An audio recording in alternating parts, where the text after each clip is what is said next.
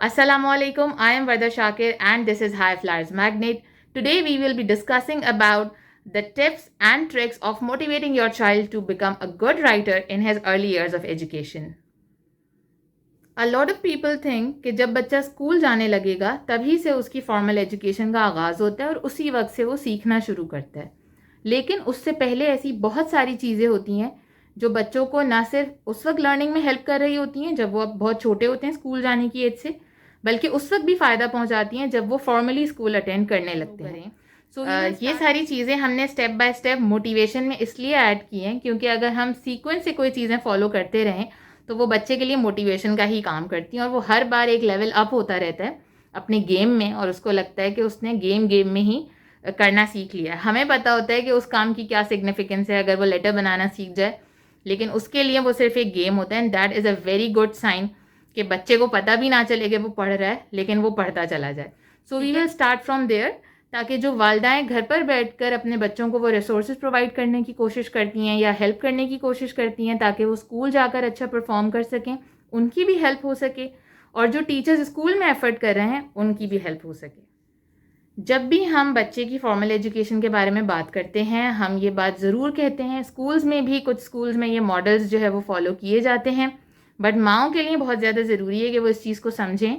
बहुत सारे लोग हमसे पूछते हैं where to start home schooling of our child. So this is not particularly about home schooling, लेकिन मुझे ये लगता है कि जैसे ही बच्चे बड़े होने लगे हमें उन्हें EPL से ज़रूर इंट्रोड्यूस करवाना चाहिए। EPL क्या है? Exercises of practical life. ठीक है, इसके 5 डिफरेंट सेक्शंस हैं जो कि आप डाउनलोड कर सकते हैं हमारी वेबसाइट से, उसकी सारी डिटेल्स आपको वहाँ मिल जाएंगी उस चार्ट की, और उसको फॉलो करके आप अपने बच्चों के हैंड आई कोऑर्डिनेशन को ठीक कर सकते हैं, उनके फाइन मोटर स्किल्स को शार्प कर सकते हैं और उनके ग्रॉस मोटर स्किल्स को भी शार्प कर सकते हैं।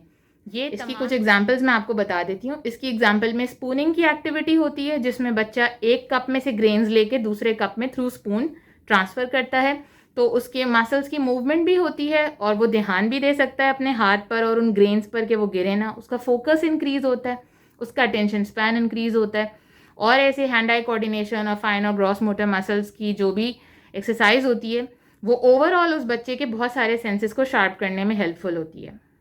इसी तरह ट्रे कैरी करना, जग से जूस को ग्लास में डालना और मुख्तलिफ चीज़ें आप बच्चे की कैपेबिलिटी को देखते हुए उसको ऑफ़र कर सकते हैं। ये चीज़ें टॉयज़ के थ्रू भी की जा सकती हैं और रियल लाइफ आइटम्स के थ्रू भी। इसी तरह बच्चा ऑक्यूपाइड भी रहता है, वो आपसे कनेक्टेड भी रहता है, वो खेलता भी रहता है और वो सीखता भी रहता है। जो बच्चे ऐसी बहुत सारी चीज़ें एक्सपीरियंस करते रहे हों जो EPL से रिलेटेड हैं और जो उनके मुख्तलिफ सेंसेस को शार्प करने में हेल्प करते हैं, ऐसे बच्चों को बाद में पेंसिल ग्रिप करने से लेकर लिखने तक और उसके आगे आने वाले बहुत सारे एजुकेशनल स्टेजेस में हेल्प मिलती है।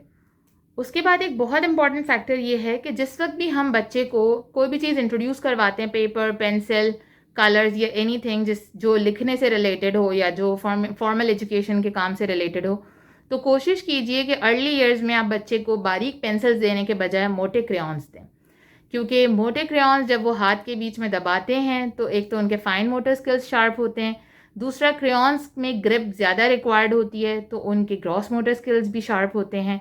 उसके अलावा ये कि क्रेयॉन्स को लिखने के लिए पेपर पर जो सख्ती रिक्वायर्ड होती है उससे वो पेंसिल से जिस वक्त लिखते हैं तो उनके मसल्स इतने एक्सपर्ट हो चुके होते हैं कि पेंसिल से लिखना उनके लिए कोई मसला ही नहीं होता। तो this is something really tricky, but you have to understand कि पहले उन्हें जो है वो एक टफ़ चीज़ देनी है और उनको उससे फ्री प्ले करने देना है। वो उससे स्क्रिबलिंग करें, वो उससे डूडलिंग करें, उनको जिस किस्म के भी पैटर्न्स बनाने हैं वो बना सकते हैं। बहुत सारी माएँ परेशानी में ये बात करती हैं कि हमारा बच्चा 1.5 साल का हो गया है, पौने 2 साल का हो गया है, लेकिन जब उसे कलरिंग करने के लिए पेपर दो तो वो सिर्फ लकीरें मारता है और दायरे बनाता है।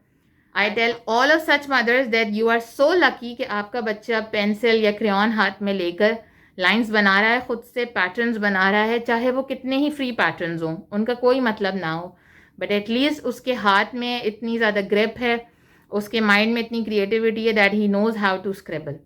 सो take it as a good thing और आगे आप उसी स्क्रिबलिंग वाली एनर्जी को डायरेक्ट करके फॉर्म करके उससे लेटर्स और अल्फ़ाबेट्स बनवा सकते हैं। उसके बाद मोस्ट इम्पॉर्टेंटली आपने लिखने से पहले उससे प्री राइटिंग पैटर्न्स बनवाने हैं। Pre writing pattern includes all kind of lines, for example straight lines, diagonal lines, circles and wavy lines. ये सारी चीज़ें करने से उसको पेंसिल या क्रेयॉन हाथ में लेकर अपने हाथ को मूव करने का एक्सपीरियंस हो जाएगा, that how he has to make curves, how he has to make lines, how he has to go diagonal. क्योंकि अगर आप दिमाग में 1 मिनट के लिए सोचें तो जिस वक्त वो लिखने लगेगा he has to make all that shape. एक लेटर 5 में ही आप देखें कि first they have to go straight, then down and then they have to make a curve. तो बहुत सारी ऐसी चीज़ें होती हैं जिसमें वो एक अनपैटर्न प्ले आपको बहुत ज़्यादा हेल्प करेगा। जिस वक्त हम स्कूल्स में वो करवा रहे होते हैं, यूजुअली पेरेंट्स को ये लगता है कि this is a waste of time, why my children is just drawing in this school. So this is how this drawing और this structured play will help them when they will start writing. उसके बाद जब आप उन्हें लिखवाना शुरू करें, ठीक है, तो नेक्स्ट स्टेप जो आपने फॉलो करना है वो ट्रेसिंग का है। जब भी आप अपने बच्चे को लेटर्स और नंबर से इंट्रोड्यूस करवाएंगे, कोशिश करें कि वो एक पैटर्न को ट्रेस करे। और वो ट्रेसिंग सिर्फ कलर्स, क्रेयॉन्स या पेंसिल से नहीं होनी चाहिए, बल्कि वो किसी भी ऐसे सेंसरी टूल पर हो सकती है जिससे बच्चे के डिफरेंट सेंसेस उस गेम में इन्वॉल्व हो जाएं। फॉर एग्जाम्पल सैंड ट्रे बहुत कॉमन है आजकल, अब बाज़ारों में भी मिलने लगी है, पहले स्कूल्स में मौजूद होती थी। इसमें बच्चे हाथों से उन लेटर्स को ट्रेस करते हैं और उनके सारे सेंसेस, उनका फोकस, उनका टच, उनकी तमाम जो मेंटल स्ट्रेंथ होती है वो सैंड ट्रे के साथ एसोसिएट हो जाती है और उनके लिए बेहतर होता है समझना उस लेटर को कि उसको कैसे बनाना है, और बाद में वही चीज़ वो पेंसिल से पेपर पर बना सकते हैं। सेम यही चीज़ एक दूसरे गेम की तरह फ्लोर पर भी की जा सकती है, जहां आप चॉक से या कलर से या किसी भी और अवेलेबल चीज़ से, जो भी फ्लोर पर मीडियम मौजूद है, आप लेटर्स लिख सकते हैं and you can ask your child to walk on it. तो जिस वक्त वो फॉर्म कर रहा होगा कि उसको कैसे ऊपर जाना है और नीचे आना है, वही चीज़ वो बाद में अपने सारे सेंसेस और अपनी ब्रेन पावर को यूज़ करके अपने हाथ से भी कर सकता है। दिस इज़ हाउ उसके सारे मल्टीपल जो सेंसेस हैं बॉडी में, वो उस एक चीज़ पर फोकस हो जाएंगे। ये ना सिर्फ उसका अटेंशन स्पैन बढ़ाएगा, उसका फोकस गहरा होगा, बल्कि वो इतना ज़्यादा इन्वॉल्व हो चुका होगा उस एक्टिविटी में कि वो जो फॉर्मेशन होगी वो ज़िंदगी में वो कभी भी नहीं भुला सकता। तो ट्रेसिंग और इसी हवाले से बहुत सारी मुख्तलिफ ऐप्स भी अब इंटरनेट पे मौजूद हैं जो कि बहुत ज़्यादा फ़ायदेमंद हैं। और उन ऐप्स में सबसे अच्छी बात यह है कि उनका इंटरफेस बिल्कुल गेम्स जैसा होता है। तो अगर आप सैंड ट्रे अफोर्ड नहीं कर सकते, अगर आपके पास फ्लोर पर इतनी स्पेस नहीं है कि आप बच्चे को कोई सेंसरी एक्सरसाइज करवा सकें, तो आप सिंपली एक फ्री ऐप अपने मोबाइल में डाउनलोड कर सकते हैं और थोड़ा वक्त आप बच्चे के साथ बैठकर उस ऐप पर बच्चे के साथ खेल सकते हैं। तो बच्चा उसको खेल खेल में, वही बात है कि एक स्टेप आगे बढ़ जाएगा और मज़ीद कुछ चीज़ें लर्न कर सकेगा। उसके बाद एक सबसे इम्पॉर्टेंट चीज़ जो कि बहुत ज़्यादा आपको काम आएगी वो है आपकी फॉर्मेशंस, जो आप बच्चों को राइमिंग में सिखा सकते हैं जिस वक्त वो लेटर सीख रहा हो, मौजूद है। और ये फॉर्मेशन आप हमारी वेबसाइट से डाउनलोड कर सकते हैं after watching this podcast. And you have to sing like this, दाएं से बाएं कश्ती बनाएं और उसके नीचे एक नुक्ता लगाएं। इस रिदम की वजह से जो है बच्चे को न सिर्फ वो चीज़ याद हो जाएगी बल्कि उसके लिए वो एक फ़न चीज़ भी बन जाएगी। Same goes for other alphabets like तिरछी मेरी आँख, मोटा मेरा पेट। एंड तो जब आप बच्चे के साथ ये गाएंगे कि मेक अ खरवी ख, गो अप, कम डाउन, तो उसको हमेशा याद रहेगा कि ए कैसे बनता है। इसी तरह जब आप टू लिखवाएंगे तो आप बोल सकते हैं go round, go down, sit down. Believe me, this is the best way to make him memorise कि किसी भी लेटर की फॉर्मेशन क्या है, और वो इस तरीके से बच्चा उसको याद कर लेता है कि आप उसको लेटर बोलें और वो अपने माइंड में उसको पिक्चर करके उस राइम के साथ फ़ौरन आपको बना के दिखा देगा। But it needs a lot of practice. अगर आपका बच्चा EPL की स्टेज से निकल भी गया है, अगर आपको लगता है कि कुछ प्रिलिमिनरी चीज़ें उससे मिस हो गई हैं, don't worry, just practise and practise in a right way with a right temperament in a fun mode, और आप देखिएगा कि रिजल्ट्स बहुत अच्छे होंगे। आप बच्चे के लिए कुछ छोटे छोटे रिवॉर्ड्स भी सेट कर सकते हैं। एंड ऑलवेज रिमेंबर कि ब्राइब करने में और रिवॉर्ड देने में फ़र्क होता है। आपको कोई भी ऐसी चीज़ नहीं करनी जिससे आपको लगे कि आप बच्चे को कोई अनड्यू फेवर दे रहे हैं जो आप किसी नॉर्मल हालात में ना देते, दैट वुड बी ब्राइब। लेकिन अगर आपने उसको इतना डिसिप्लिन रखा है कि वो चीज़ों को जैसे आप डायरेक्ट करें या जैसे आप इंस्ट्रक्ट करें कर सकता है, तो उसका जो भी प्ले टाइम है, उसका कोई स्क्रीन टाइम है, उसका कोई फेवरेट स्नैक है, वो तमाम चीज़ें आप अलाइन कर सकती हैं उसके टास्क के साथ कि जब वो ये टास्क कंप्लीट करेगा तो मे बी उसको 10 मिनट ज़्यादा स्क्रीन टाइम मिल सकता है, 10 मिनट ज़्यादा प्ले टाइम मिल सकता है, या कोई ऐसा प्ले जो आप साथ मिलकर करते हो, तो उसमें आप अपने दिन में से एक्स्ट्रा टाइम निकाल कर उसको दे सकते हैं। उसको उसकी किसी फेवरेट जगह ले जाया जा सकता है, या anything. You know your child better, आपको पता होगा कि आप उसे कैसे बेहतर फैसिलिटेट कर सकते हैं। लेकिन एक चीज़ ज़रूर याद रखिएगा, then again bribe and reward is different. Reward कोई अनड्यू फेवर नहीं होता। रिवॉर्ड के लिए सबसे अच्छी स्ट्रैटेजी यही है कि आप वही चीज़ें जो बच्चे का नॉर्मल रूटीन है, जो वो एक्चुअली करता ही है सारा दिन, उसको अलाइन कर दें उसके टास्क के साथ, कि जिस तरह से वो अपने टास्क पूरे करता रहेगा उसको उसके रिवॉर्ड्स मिलते रहेंगे, या उसको उसकी वही रूटीन की चीज़ें जिनमें वो इन्जॉय करता है वो उसको मिलती रहेंगी। एक चीज़ का यहाँ ज़रूर जिक्र करना चाहूँगी कि कभी कभी कुछ टीचर्स अपनी इन अटेंशन की वजह से बच्चों के माइलस्टोन्स को क्वेश्चन करते हैं, बच्चों की कैपेबिलिटी को क्वेश्चन करते हैं। और कभी कभी कुछ माएँ ये सोचकर कि कहीं हम अपने बच्चों पर बहुत ज़्यादा बर्डन ना डाल दें, खुद ही उनके माइलस्टोन्स रोक देती हैं या उनको कोई एक्स्ट्रा चीज़ करवाने के लिए डरती हैं। ये बात बिल्कुल सही है कि अगर आप वक्त से पहले बच्चों को बर्डनाइज करेंगे चीज़ों के लिए तो वो गलत है और वो अपने वक्त पर चीज़ें अच्छी तरीके से सीख लेते हैं। लेकिन कभी भी सिर्फ अपने खौफ, अपनी वीकनेसेस और अपनी अनअवेलेबिलिटी की वजह से बच्चों के माइलस्टोन्स को चैलेंज नहीं करना चाहिए, ना ही उनकी कैपेबिलिटी को क्वेश्चन करना चाहिए। 4 से 5 साल की एज में बच्चों के हाथ, उनकी ग्रेप और उनके दूसरे स्किल्स, उनके दूसरे जो सेंसेस होते हैं वो इस काबिल होते हैं कि बच्चा लिखने की प्रैक्टिस शुरू कर सकता है। तो बहुत सारे बच्चे और इसलिए नहीं लिख पा रहे होते क्योंकि उनको सही तवज्जो और सही रिसोर्सेज नहीं दी जा रही होती, और फिर हम कुछ अजीब सी चीज़ों से उसको जस्टिफाई कर रहे होते हैं कि वो अभी छोटा है, उस पर बर्डन बहुत है, वो इतना बर्डन ले नहीं सकता। Believe me, never ever set milestones for your children. आप अपने बच्चे को चैलेंज ज़रूर करें और देखें कि वो कहाँ तक चैलेंज ले सकता है। कभी कभी आपके बच्चे खुद आपको हैरान कर देंगे, इतना आउटस्टैंडिंग परफॉर्म करेंगे कि आपको वाओ फीलिंग होगी बिल्कुल।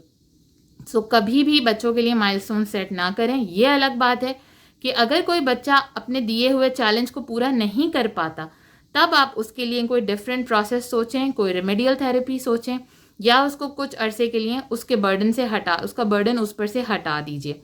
Otherwise your child is amazing, और वो कभी भी कुछ भी नया सीख सकता है और उसको बहुत अच्छे तरीके से एक्सेल कर सकता है लाइफ में। उसके बाद ये चीज़ समझना बहुत ज़रूरी है कि इंग्लिश राइटिंग, मैथ्स के नंबर्स और उर्दू राइटिंग में बहुत ज़्यादा फ़र्क है। यही वजह है कि अक्सर बच्चे इंग्लिश अल्फ़ाबेट्स लिख लेते हैं और उर्दू लिखने से भागते हैं। रीज़न ये है कि उर्दू में आप पहले हुरूफ तहज्जी सीखते हैं, फिर उनकी आदि अशकाल सीखते हैं और फिर उन्हें जोड़ना भी सीखते हैं। उर्दू में जिस तरह से लेटर्स लिखे जाते हैं एक दूसरे से मिलाकर, इंग्लिश में ऑब्वियसली वैसे नहीं लिखे जाते। तो अपेरेंटली इंग्लिश सीखना बच्चों के लिए आसान होता है। इस सारे प्रोसेस में जो चीज़ सबसे ज़्यादा मैटर करती है वो है हमारा अपना पेशेंस।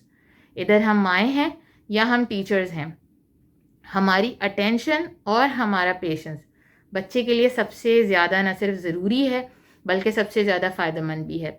अगर हमें ये लगता है कि सेंसरी एक्सरसाइजेस बच्चों को देकर या EPL देकर या ट्रेसिंग का काम देकर हम आराम से पीछे टेक लगा के कुछ कर सकते हैं, या हम किचन में जाकर अपने बचे हुए काम पूरे कर सकते हैं, तो न सिर्फ हम बहुत बड़ी गलती पर हैं बल्कि हम इस पूरे प्रोसेस को बहुत लंबा कर देंगे अननेसेसरली। बजाय इसके कि आप ये सब सोचें कि हम उसको काम देकर अपना काम भी फिनिश कर लें, आप उसको सिर्फ अनडिवाइडेड अटेंशन दें 10 to 15 मिनट्स की। मैं इसलिए बहुत बड़ी बड़ी नहीं बोल रही क्योंकि मुझे पता है कि लोगों के लिए या फिर टीचर्स के लिए भी ये कितना मुश्किल है, पेरेंट्स के लिए भी ये मुश्किल है। इसीलिए आप अपने टास्क को छोटे छोटे ब्रेक्स के साथ डिवाइड कर दें, 10 to 15 मिनट्स पर टास्क। चाहे आप एक लाइन लिखवाएं उस 10 मिनट में या आप 2 पेजेस लिखवा दें, वो मूड पे भी डिपेंड करेगा बच्चे की और उसकी कैपेबिलिटी पे भी। लेकिन उस 10 मिनट के लिए आप और बच्चा undivided attention. Okay, this will help him a lot to understand. उसके बाद ये कि बहुत सारे लोग आपको मुख्तलिफ़ चीज़ों के बारे में बोलेंगे कि ऐसा नहीं करना चाहिए, ऐसा नहीं करना चाहिए, ट्रेसिंग में इस तरीके से नहीं होना चाहिए, माँ को नहीं बताना चाहिए, टीचर को हेल्प नहीं करना चाहिए, एनीथिंग। Know your child. हर बच्चा अलग होता है और हर बच्चा अलग तरीके से सीखता है। हो सकता है आज के सेशन में बहुत सारी ऐसी चीज़ें हों जो आपके लिए फ़ायदेमंद हों और बहुत सारी चीज़ें ऐसी हों जो आपके बच्चे पर अप्लाई ना करती हों। आपने सिर्फ ये करना है कि अपने बच्चे को जज करके, अपने बच्चे को असेस करके, एवैल्यूएट करके सिर्फ अपने फ़ायदे की चीज़ें अप्लाई करने की कोशिश करनी है और उसके रिजल्ट्स को असेस करना है कि आया वो मेरे बच्चे के लिए कितने ज़्यादा फ़ायदेमंद साबित हुए। और अगर आपको इसके अलावा कोई और ऐसी चीज़ लगती है जो बच्चों को बेहतर मोटिवेट कर सकती है लिखने के लिए, तो आप हमें कमेंट सेक्शन में ज़रूर बताइएगा। ये सारे स्टेप्स फॉलो करके हमें लगता है कि जब बच्चा एक्चुअली लिखने पर आता है तो उसको लिखाई कोई मुश्किल काम नहीं लगता, और यही सबसे अच्छा तरीका है बच्चे को मोटिवेट करने का कि वो लिख सके। आप स्टेप बाय स्टेप चीज़ें लेके चलें और उसको फ़न, गेम्स और प्ले बेस्ड रखें, ताकि जिस वक्त वो इवेंचुअली लिखने के स्टेज पर आए उसके लिए न सिर्फ सब कुछ बहुत आसान हो बल्कि एन्जॉयमेंट का एक तरीका हो। Thank you very much.